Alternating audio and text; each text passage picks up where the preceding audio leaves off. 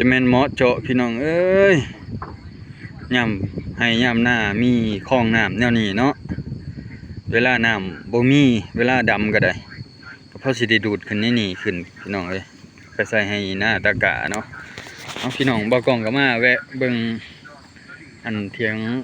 เซียวเนาะเถียงหมูเนาะมันเอาผ้ากันสาดมาขังไว้ทางภูกระลุกกาเลยสิกลัวเมื่อยพี่น้องผมห้องนี่แหละคิดว่านะน้ำห้องพี่น้องเลยโมเมนต์เลือกกูจัง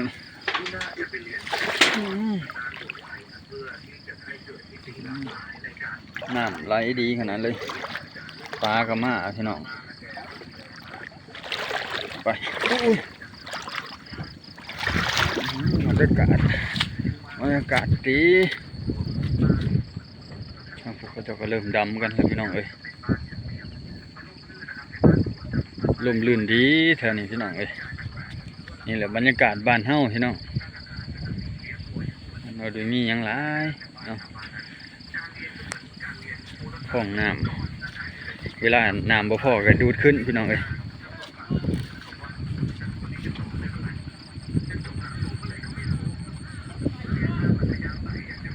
ดูดขึ้นพี่น้องเอ้ยซ้ำนี่น้ำในแต่ว่าปัตตานีมันคันฝนตกมาแล้วมันก็อยู่เนาะน้ำมันก็อยู่ดีขนาดนี่หน้าเซียวเพิ่น8 โมงเพิ่นยังออกมาฮะหัวขี่ตัวข้านของหมู่บ้านซ้ำเดียวกันซ้ำของหมู่บ้านไอ้ดำมันแล้วได้จักให้เลยขาดนะ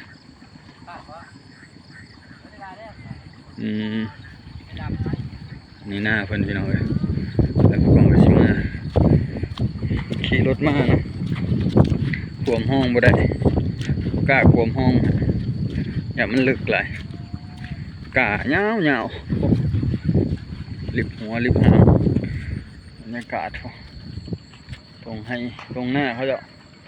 บรรยากาศดีผู้ใดก็ดำให้ดำหน้าเก็บภาพบรรยากาศให้พี่น้องได้เบิ่งน้ำกันเนาะทางไทยทางลาวต่างประเทศนะพี่น้องเนาะที่ติดตามประกองอยู่ในขนาดนี้เนาะทางเขาเจ้าก็เอาเงินกันเฮ็ดนี่พี่น้องเอาเงินกันเฮ็ดเอาดินเอายังมาเทคลองนี่ก็จะเป็นคลองตั้งตะกี้พอแหละเขาเจ้าเฮ็ดห้วยเฮ็ดห้องเนาะน้ำมันเซาะมากก็เลยเฮ็ดเป็นอันทางกั้นบ้านเขียนนี่เป็นบ้านคำแพดงคำแพใหญ่พุ่นแหละทางนั้นเป็นคำแพหน้าทาง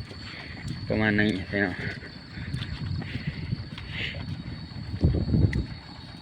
ต่างที่จะก็ดำหน้าเห็นป่ะเด็กหน่อยก็ดำเป็นได้ทั้งนี้พี่น้องเลยก็จะว่าสิเฮ็ดขู่มาท่านได้เฮ็ดอยู่ก็จะเอาไม้ใหญ่มาเห็นป่ะพี่น้องไม้แก่นหล่อนไปเมื่อไรพี่น้องจะค่อยๆเมื่อทางบดีบันได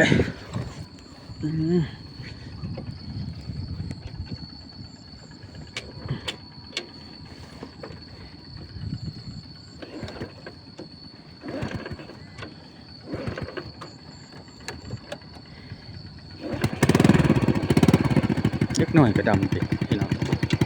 จริงๆบ้านก็เจ้าบ้านบ่กล้องเล็กหน่อยเล่นโทรศัพท์ติดเตียงเหรอ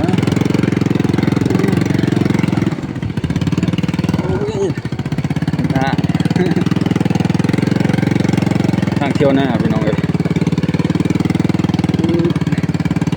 น้ำก็ดีครับ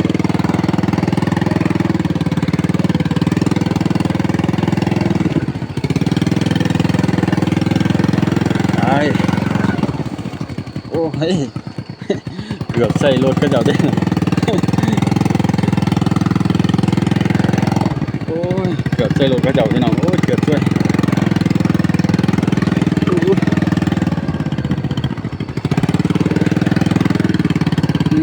ทางไหวพี่น้อง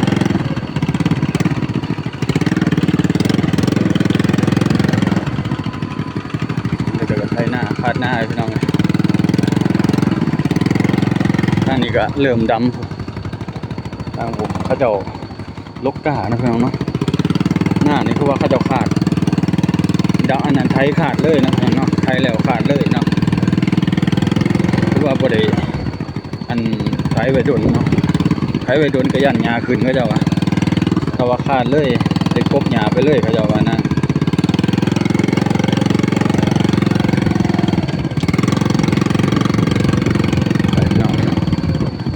ทางก็บ่ค่อยปานใดดอกก็ระมัดระวังเอาแหล้วขี่ก็ได้เสียงให้หน้าตะกร้ามาเด้อ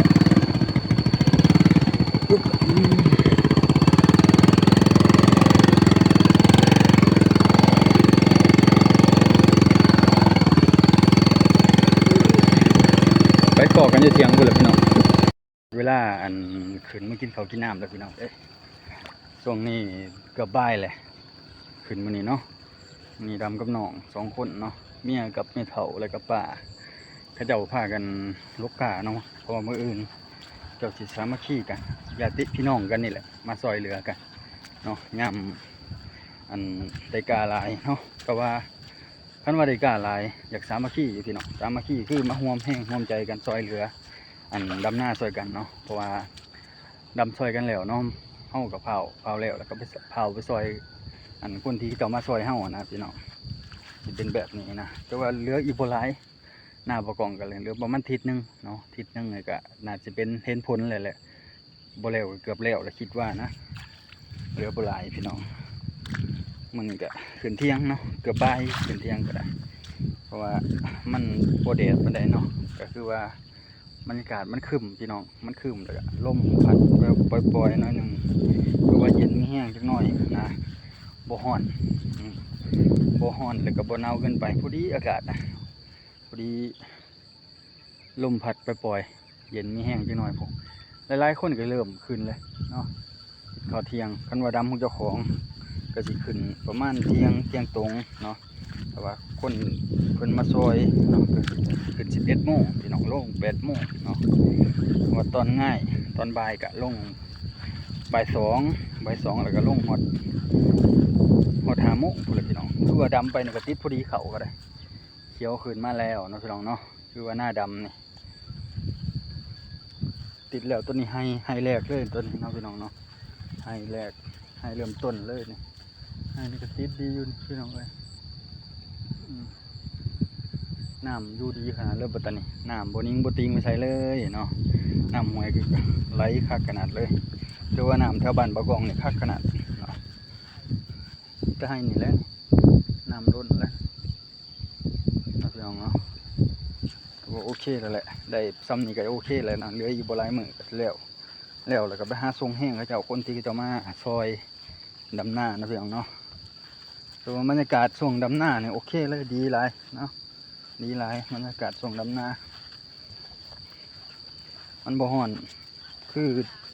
อันเสียบมันปานใดเนาะก็คือช่วงปลูกมันโอ้ยจะสิเป็นลมมาแต่ละมือว่าช่วงนี้ก็โอเคใช่พี่น้องพอได้เฮ็ดไปเรื่อยๆเบิ่งติน้ำให้ได้ก็มีเบิดนะมีพอดำเบิดเนาะคือว่าหันได้กาแล้วคือว่าแล้วนะกันว่าลกกาได้เนาะพี่น้องเนาะเดือนหน้า10 กว่าไฮเนาะดำไปแล้ว10 ไฮหรือประมาณ10 ไฮเนาะ10 กว่าไฮพอหน้ามี30 กว่าไฮเนาะพี่น้องเนาะนี่ไฮหน่อยไฮใหญ่ผสมประสานกันเนาะเขากระตกประมาณ100 กระสอบพี่น้อง100 กระสอบขายแน่กะช่วงไว้กินก็ประมาณ50เนาะขายเครื่องอะไรพี่น้อง30 ล้านเนาะคือพอเฒ่าไม่เฒ่าเขาเจ้าพากันขายเนาะนี่แหละพี่น้องบรรยากาศบ้านเฮาย่ำไม้ย่ำหน้า